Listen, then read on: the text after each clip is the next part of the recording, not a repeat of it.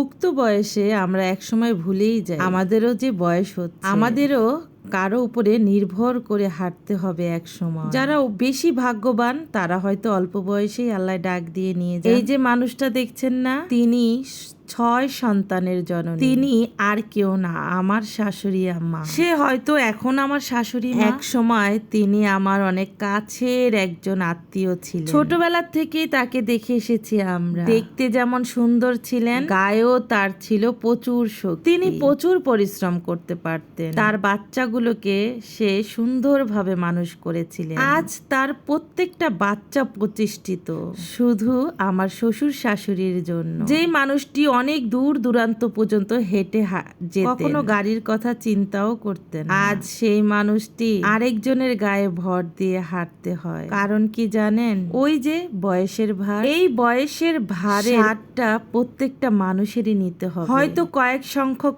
মানুষ আছেন ভাগ্যবান যারা অল্প বয়সেই পৃথিবী ছেড়ে চলে যান, কিন্তু এই যে বয়সের ভার যখন চলে আসে মানুষের শরীরে, তখন আরেকজনের মুখের দিকে তাকিয়ে থাকতে হয়। সে কখন আমাকে একটু ধরে হাঁটাবে। প্রত্যেকটা বাবা মা, শ্বশুর শাশুড়ি, তারা কিন্তু তাদের সন্তানগুলোকে অনেক আদর যত্ন করে বড় করে, তাই না? যেমন আমরা আমাদের বাচ্চাদেরকে যেভাবে বড় করছি, যেভাবে আদর স্নেহ দিয়ে তাদের আগলে রেখেছি, আমাদের বাবা মা, শ্বশুর শাশুড়িও কিন্তু এভাবে তাদের বাচ্চাগুলোকে বড় করেছে, তাই না? এজন্য আমাদের প্রত্যেকটা সন্তানেরই উচিত বাবা মাকে সম্মান করা, বয়স্ক বাবা মাকে একটু সময় দেওয়া। বৃদ্ধ বয়সে আমাদের বাবা মা, শ্বশুর শাশুড়িরা কি আশা করে জানেন? আশা করে শুধু তাদের সন্তানের একটু সময়। আশা করেন তারা যে আমার সন্তান আমাকে একটু সময় দিবে, আমার সাথে ভালো করে একটু কথা বলবে। এই বৃদ্ধ বয়সে তারা কিন্তু টাকা পয়সা চান না, তারা চান